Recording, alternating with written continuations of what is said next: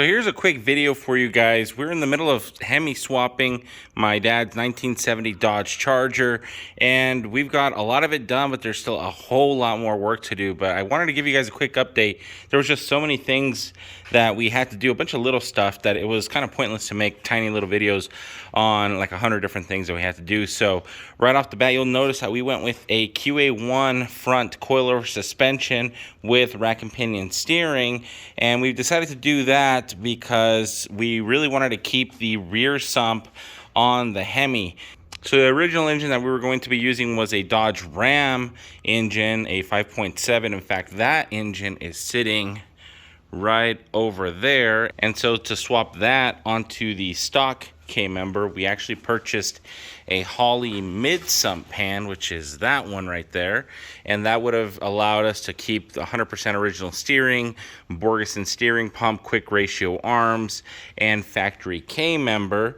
We also purchased the sliding adjustable Hemi engine mounts, which are somewhere, I'm not actually sure. As you can see, we have a ton of parts, not just for this car, for a bunch of other cars, and the adjustable Hemi mounts are here somewhere. But the whole reason we're going with the coilover conversion in the first place is, one, we got a really good deal on it. So if something is as good of a deal as this thing was, there was no way we could pass this up. We have QA1 suspension on the Super B, we have it on our 72 Challenger, we have it on our 73 Charger. So we've never done their coilover conversion, but we've ran a lot of their other suspension components, and we've had very, very good luck with that stuff. So we continued on with the trend. Since this is going to be a higher end car, by the time we're all done with it, we might as well go with the coilover suspension. Because of that, we didn't have to worry about torsion bars anymore, and so we were able to run a 6-speed TR6060 manual transmission. Originally, the transmission is bolted onto the torsion bar crossmember, but if you don't reinforce that properly when you're launching the car on torsion bars, you're going to twist that lower part of the frame. As you guys know, this is a unibody car, so the floor plays a critical part on the stability of the car, especially when launching up against the torsion bar crossmember. And so normally you would cut that section out, take this universal mount that sits behind the transmission, and then bolt that to that, and then you'd have to find a way to support from here to the opposite side.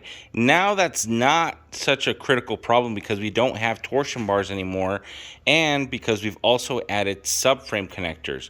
The subframe connectors, I did make them myself. They're just a 2x3 square tube, and we set them up just below the floor. We are still going to be able to weld the floor to the subframe connectors, and so it's all going to be tied in as one big piece. And because the transmission sits so far back, I didn't want to deal with trying to build a custom mount connecting this to there. So what I did is I ended up building a little tubular crossmember welded onto the subframe connectors, and then I built a transmission mount that goes from there to right there, and that gets joined together with like a Chevy polyurethane mount, and that guy's right there. So I built that. This is the first time I do it on a B body, but the second time I do it in general. Last time was on the Challenger, and this was the final result. It's a lot easier to see here because I didn't have to cut the floor out, because there was no floor when I started working on this. So it saves me a ton of room, ton of time.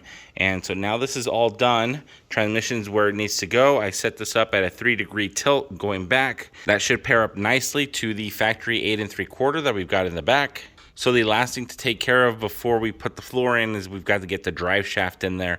And for that, we're going to need a couple of special pieces, but we don't quite have those yet. Here's a close-up of the transmission mount so you guys have a general idea of how I built it. I think it came out better than the one that I made for the Challenger. I even left some drain holes here because the top of this guy is open.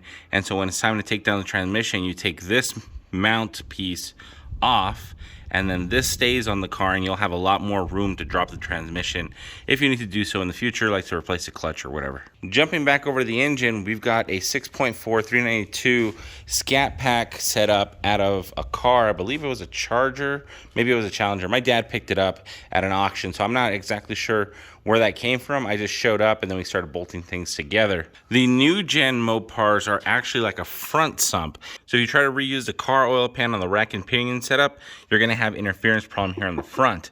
Now, if you get the tubular cave member that does not have rack and pinion steering, like the one that's in my Challenger, you should be able to continue to use your regular car oil pan, and it'll just stop short of here, and then you'll have plenty of clearance. The way we got around the situation is that we actually used a truck Ram oil pan. In fact, the old oil pan that came out of the previous motor, we had the old oil pan gasket slash windage tray, and we had the old oil pan, just gave it a new coat of paint, and we were able to just slap it onto the bottom of the car engine, and we were basically good to go. No problems there. Now we've got our rear sump pan, which is a lot better for racing, and now we don't have any kind of interference problems in the front by the rack and pinion steering. The only issue is that in order to get this guy to bolt up to here, as you can see, we've got 2 bolt holes that are missing and a bunch of bolt holes that need something here. It takes a special cover that gets bolted onto the engine and the transmission, and then that'll protect the flywheel, and it'll give it a little bit more rigidity so the transmission's not prying up against the back of the engine by itself, and it adds like 4 or 5 more bolts of rigidity. We don't have that bracket. I'm sure we can try to find it somewhere, but it will start and it'll run and it'll drive without it, so we're not necessarily in a hurry to get that taken care of, but we will, eventually. Here's a quick look at what the factory car exhaust looks like on here. As you can see, our rack and pinion steering and probably even our factory steering would probably be in the way. It's not going to work. So we're going to need to find a set of headers that'll fit this engine a little bit better and give us some clearance for the steering. We haven't quite figured that out yet. That's probably going to be in the following installment, so you guys can follow along as we finish up this car. Here's a better look at the coilover suspension since we're already here. These are double adjustable shocks and then an adjustable height collar for the ride height. Tubular arms, top and bottom. And this is actually a Mustang 2 based front suspension. So we're gonna be running a set of Mustang 2 brakes right here in the front. The lower control arm bolts onto the new crossmember, and the upper control arm gets bolted onto the factory control arm location. The only thing we ended up removing to install this was the factory bump stops that were here, spot welded to the frame rail. Just cut the, I think it was 4 or 5 spot welds, cut those out, hit it with the sledge, and they just popped off. Actually, I think there were 6 because we had some on the bottom too, this side and the other side. Popped it off. But what we didn't have to remove though was the mount for the factory brake line, so that's good. We'll be able to just reuse or make new brake lines and then keep the mount exactly where it's at, keeping everything looking a little factory. I believe the caliper actually sits on this side as well, and so we should be able to get a nice brake line from here out to here. When it gets to that point, I'll be sure to share with you guys what we're doing. What we're not using, however, is the upper mount for the factory shock tower. So we're probably going to sand it down and then close it off, weld it up, and then blend it and make sure you can't see it anymore. We don't really need it for anything, so we're going to go ahead and close that up. Here's a few shots of the rear end, the factory Mopar 8 3/4 with a rear disc brake conversion. I don't remember where we bought the rear brake kit. As you guys can probably tell, it's been a few years since we've installed it. This car has been a work in progress for at least 4 years, could be 5 years. At this point, I don't remember. But this is a 4-wheel disc brake car, so we're gonna have to set up some fancy new brake lines here as well in the coming days. I'm basically in charge of building out this whole car now, so as things get moving forward, I'll be sure to update you guys. We got some wiring to do on the transmission, some things that we're going to bypass, what we're going to do with the exhaust, steering, and then the fuel injection system as well. Speaking of fuel injection, we do have the factory harness and the factory computer, but we ended up picking up a Terminator X kit that we found online, and so we're just going to go with that. It's going to be a lot easier, cheaper, and easier to tune, and we basically fall in the same category as we did with the coilover front suspension. It was a good deal. It's going to perform really well, and we're going to be very, very happy with the result. Next to that, we've got another intake. I believe this one's for the truck. We've got a factory air compressor and a bunch of other parts. And as you can see, we've been collecting Hemis over the years. So we've got one there. That one was a core out of a junkyard. That was another core. And then we've got a core that was on fire right over there. So unfortunately, these are not running motors. They've been engines that we've been able to pick up very cheap because either the heads are good, or the blocks are still good, or the front covers are good, or it depends on what we needed them for, what we will need them in the future. They were cheap enough that we can kind of buy them and then set them off to the side and use parts as needed. Speaking of fuel injection, this is what we were talking about earlier with the Terminator X kit, multi-port fuel injection Gen 3 Hemi, late model with an EV6. That last part is just talking about the injector connector, which is right there, 8, one on each cylinder. So you just have to figure out what injector connector you have and then make sure that the harness that you order matches that connector. So this is an EV6 engine, EV6 harness. We also ordered a Sniper 2 PDM, power distribution module. This is basically like a fancy fuse box, but not really. It's nice and heavy too.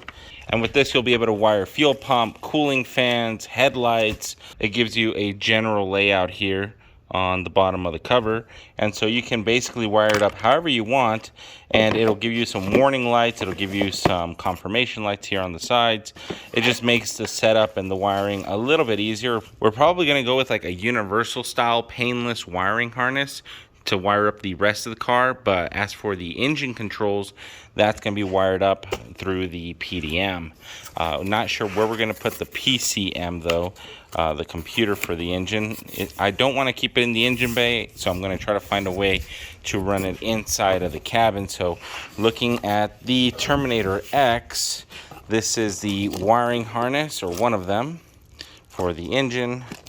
This is the injector harness we talked about earlier, and then we've got the screen, a sub harness, instructions, another wiring harness. I think this one might be for the alternator or starter. This is an adapter for the O2 sensor. I believe the O2 sensor is right there, and we've got a temperature sensor right here. In this box, we've got the coil drivers for the waste spark system on the Hemi. So these are Holley brand products right here, made in USA, it looks like. Pretty neat. So we got coil drivers, and then this is going to be the PCM itself. So it's just the regular Terminator X PCM with a built-in map sensor, not the Terminator X Max. We don't need transmission control or any of the other fancy hookups, so we went bare bones on the system, and we're going to have to convert this engine from drive-by-wire to drive-by-cable. And that's just so we have one less thing to tune when it gets time to putting this guy back on the road. So at this point, we're still trying to figure out our accessory drive, wiring, exhaust, and a bunch of other stuff. And I will be sure to update you guys as we move along. So that's it for this video. If you guys have any questions, go ahead and put them in the comments down below. I will see you guys all in the next one. Night Wrencher, signing out.